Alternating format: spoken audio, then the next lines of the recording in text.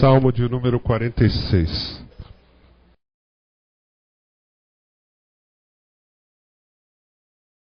Deus é o nosso refúgio e fortaleza, socorro bem presente na angústia.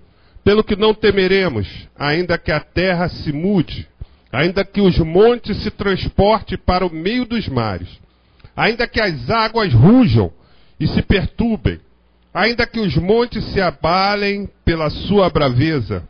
Há um rio cujas correntes alegram a cidade de Deus, o santuário das moradas do Altíssimo. Deus está no meio dela, não será abalada.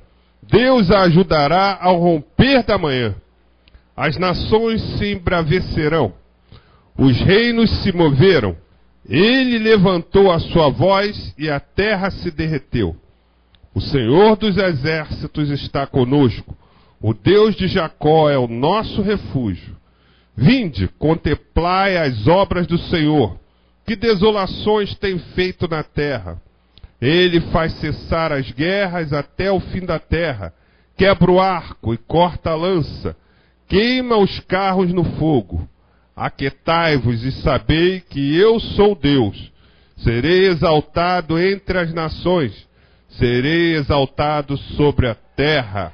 O Senhor dos exércitos está conosco. O Deus de Jacó é o nosso refúgio. Se podemos dizer que esse salmo, um título para essa mensagem, nós podemos colocar: nós não somos conciliáveis. Você pode falar isso para o teu irmão? Nós não somos conciliáveis. Fala para ele, você vai entender por quê. Fala para ele.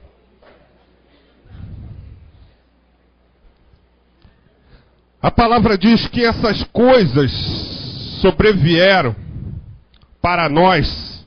Lá em 1 Coríntios 10, 11, sobrevieram para nós de modo para nós atentarmos para não cometermos, ou então para, se for coisa muito boa, para aprendermos com ela. Se for coisa muito ruim, para não cometermos o mesmo ato. Porque nós sabemos o fim das coisas que se sucederam no Antigo Testamento, né, em todo o histórico de Israel.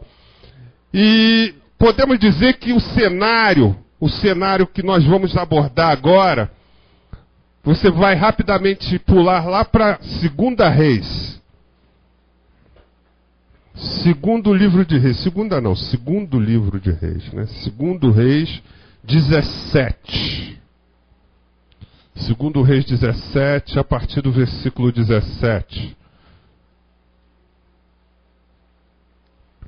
Essa história de uma nação que foi dividida. Israel, nesse momento, se encontrava o reino dividido, Judá no reino do sul e Israel no reino do norte. E nesse momento, Israel estava sendo entregue ao cativeiro da Assíria. E nós vamos ler aí por que eles estavam sendo entregues ao cativeiro da Assíria. 17. Também fizeram passar pelo fogo a seus filhos e suas filhas, e deram-se adivinhações, e criam em agouros, e venderam-se para fazer o que era mal aos olhos do Senhor, para provocar a ira, pelo que o Senhor muito se indignou contra Israel, e os tirou diante da sua face. Nada mais ficou, senão a tribo de Judá, ou seja, o reino do sul. Né? Agora você pula lá para o versículo 21. Diz assim: porque depois que o Senhor rasgou a Israel da casa de Davi, e eles fizeram rei a Jeroboão, filho de Nebate, Jeroboão apartou Israel de seguir o Senhor e os fez pecar em grande pecado. Assim andaram os filhos de Israel em todos os pecados de Jeroboão tinha feito. Nunca se apartaram deles, até que o Senhor tirou a Israel de diante da sua presença, como falara pelo ministério de todos os seus servos, os profetas.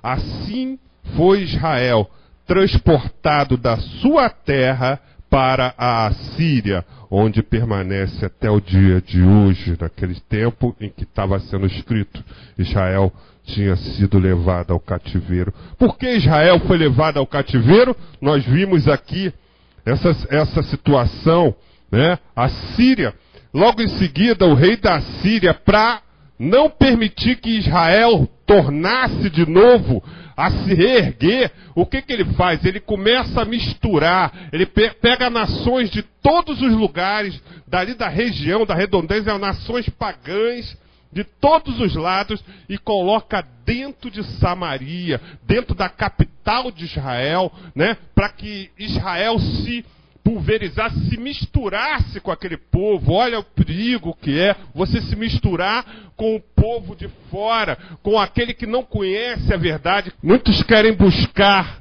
né, lá fora no mundo, homens e mulheres de Deus, né, achando que vão ser homens e mulheres de Deus, mas o fim deles não é o que agrada a Deus. Você sabe muito bem que na palavra de Deus diz que nós temos que buscar aqueles que estão na casa do Senhor. O perigo de se misturar leva ao quê? Ao que o jugo desigual. O perigo de se misturar leva à situação de você não suportar as lutas que você passará, que serão grandes, porque você foi buscar lá fora. Fora do arraial. Dentro do arraial tem coisa boa para você. Fala para o teu irmão, dentro do arraial tem coisa boa para você. Deus preparou o melhor para você dentro do arraial. Fala para ele.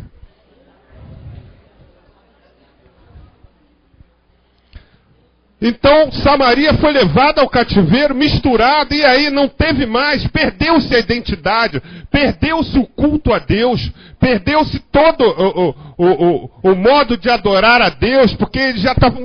Era como no início do Brasil, o sincretismo religioso, né, que acontecia aqui no Brasil. Pô, você não sabia se era cristão, se era macumbeiro, se era espírita, se era um monte de coisa, se era budista, porque os caras fizeram um ecumenismo, uma coisa de louco. Então você não sabia o que adorar, né? Então se fez isso.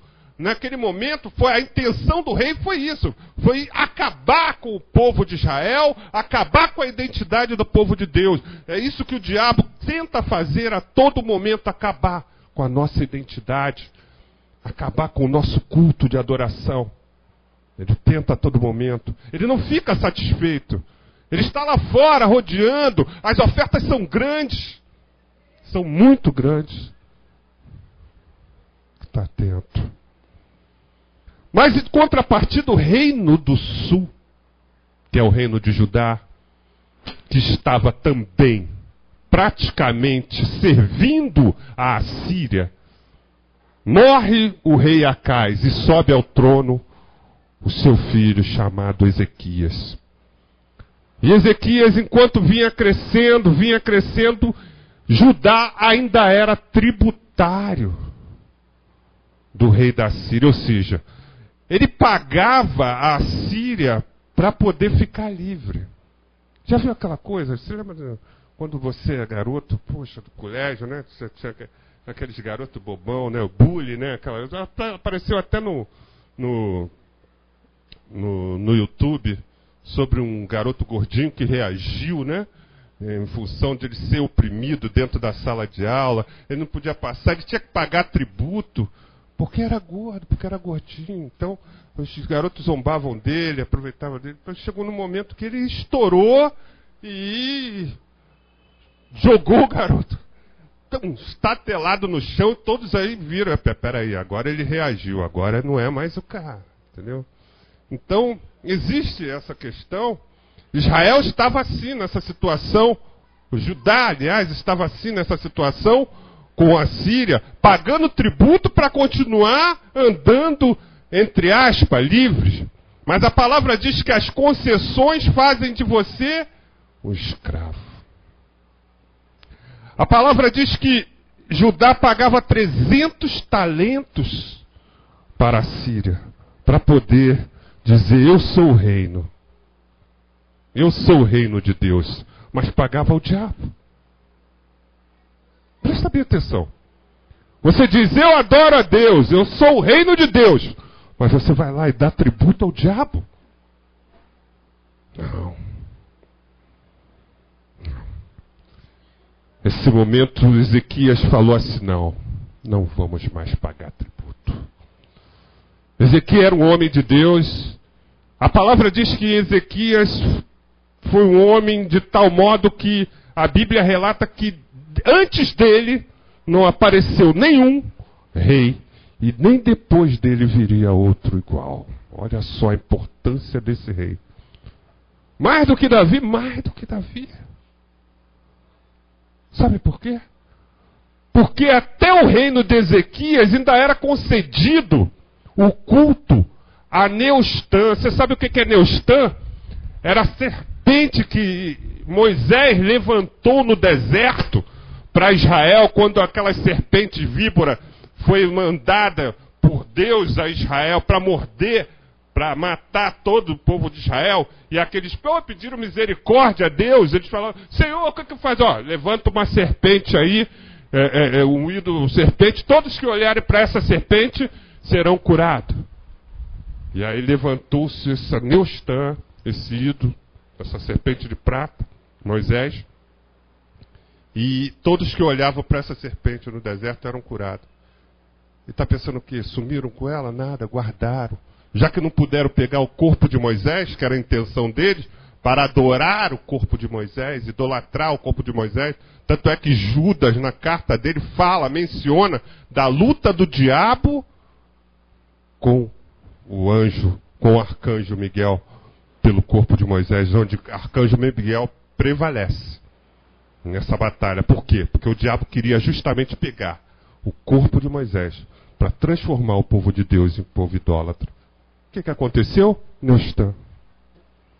Não tem Moisés, então a serpente de Moisés serve. Era adorada até o dia. Então houve concessão de todos os outros reis, inclusive de Davi. Nesse momento, ele renova o pacto com o Senhor. Ele fala, não, acabou, chega. Não vou sacrificar o meu povo trabalhando igual um escravo para pagar imposto para o diabo. Todo o dinheiro que é levantado aqui eu vou dar na mão do diabo. Não, de modo nenhum. E Ezequias é levantado, restaurou o culto, restabeleceu o culto ao Senhor. Ele acabou com essa serpente de prata. Neustã foi derrubado, todos os altares. E ele restabeleceu todo o culto ao Senhor. E o povo voltou a adorar a Deus. Poxa, mas aí é que está. Quando você volta a adorar a Deus, quando você se volta para Deus, quando você se coloca na posição de Deus, aí as lutas começam a aumentar. Presta bem atenção, existe dois tipos de luta. Há lutas que nós procuramos. Essa, meu irmão, às vezes você procura o fim dela e não acha. Puxa, quando é que não sabe? E as lutas em que se levantam pelo nome do Senhor, porque você está na posição diante do Senhor. Aí são outras. Aí a vitória é certa, amado. Fala para o teu irmão, a vitória é certa. Não tem errada, não. Eu quero falar para você. Primeiro o diabo vai tentar te ridicularizar e mostrar para você o seguinte. Olha. Você quer servir a Deus. Primeiro eles chegam para Senaqueribe e manda Rabsaqué, que é um dos soldados, junto com o exército, diante do povo de Deus na porta de Judá e fala assim, vem cá, que confiança é essa? Que negócio é esse de você se levantar contra nós? Peraí, você não estava pagando tributo, não estava tudo? Que negócio é esse agora aí de essa revolução aí que você está querendo, esse comunismo aí que vocês estão levantando aí? Que negócio é esse? Olha, não creiam nisso não, povo. Sabe o que vai acontecer? O diabo vai tentar te ridicularizar. Primeiro vai mostrar o sucesso das pessoas que estão ao seu lado. Cuidado com isso. Puxa, aquele cara ali é bem sucedido. O que ele fez para chegar àquilo ali? Cuidado com isso. Cuidado com essas coisas. Hein? Abre. Já está, né? 2:18, 2 Reis 18:17. Diz assim. Perdão. 2 Reis 18:17. Isso. Contudo enviou o rei da Síria a Tartã e a Rabissaque de Laquis com um grande exército ao rei de Ezequias a Jerusalém. E subiram e vieram a Jerusalém. E subindo e vindo eles, pararam ao pé do aqueduto da piscina superior que está junto ao caminho do lavandeiro. Olha só. E aí ele fala assim: que confiança é essa que você tem? Por que se levantou? Olha, povo, não dê ouvidos. Ele estava falando contra o próprio Deus. Não dê ouvido a Deus.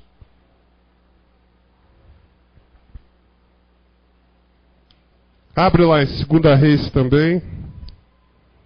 18, 19 e 20. Diz assim.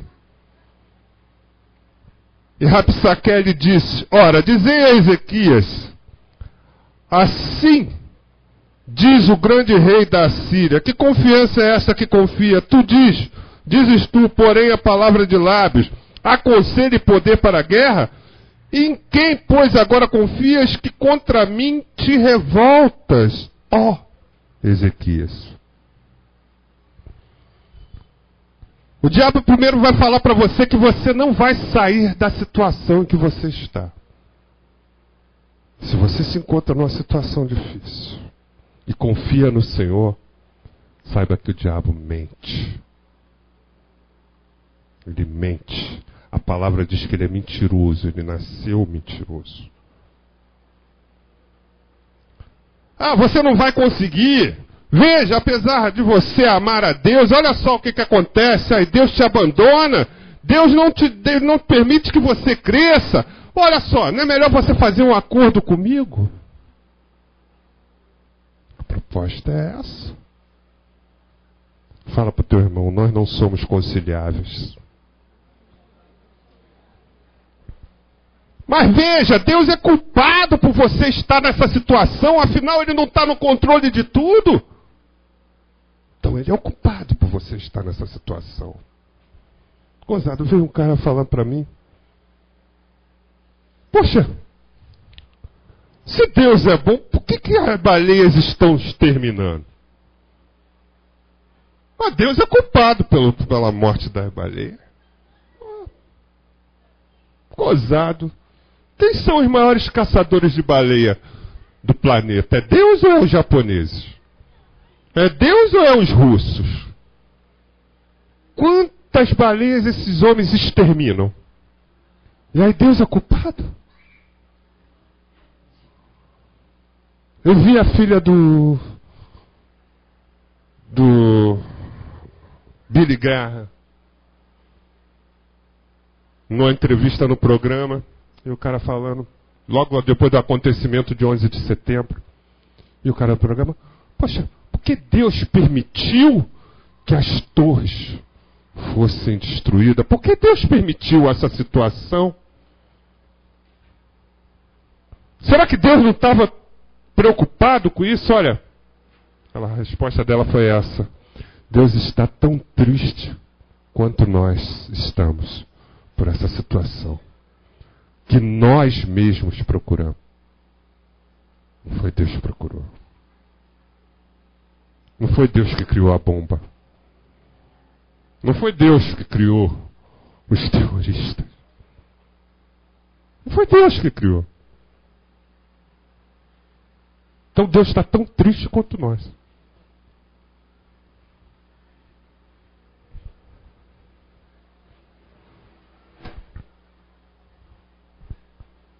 Segunda Reis 18, 25. Olha o que Deus fala. Agora, pois, subi eu. Olha o que ele fala. Olha como é que é. O diabo é sujo. Olha só o que ele fala. Agora, pois, subi eu, porventura sem o Senhor, contra este lugar para destruir. O Senhor me disse, sobe contra esta terra e destrói. Olha como é que o diabo é sujo. Ele fala, Deus me mandou te destruir. Deus mandou eu te dominar.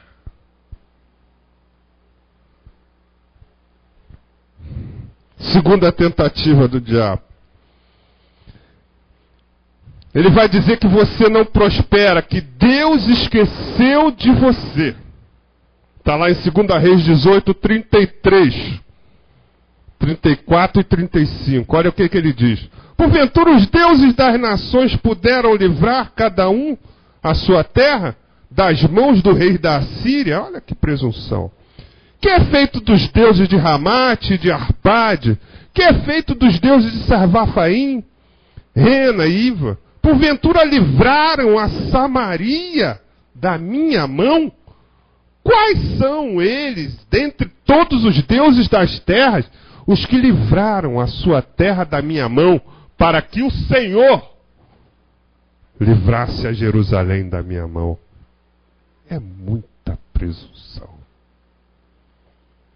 E o pior é que ele fala sério. E o pior é que se você deixar, você se intimida. O diabo, ele usa a arma da intimidação. Ele quer ver o povo de Deus calado. Ele não quer ver o povo de Deus orando. Ele não quer ver o povo de Deus adorando. Ele não quer ver o povo de Deus louvando. Ele não quer ver o povo de Deus pregando. Ele intimida.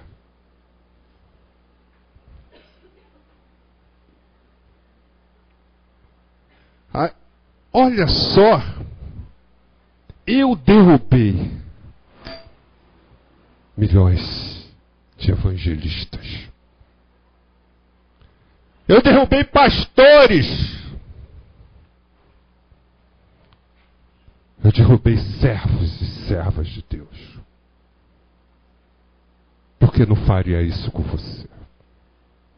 Presta atenção. O diabo não veio para brincar. Fala para o teu irmão, ele não veio para brincar, não.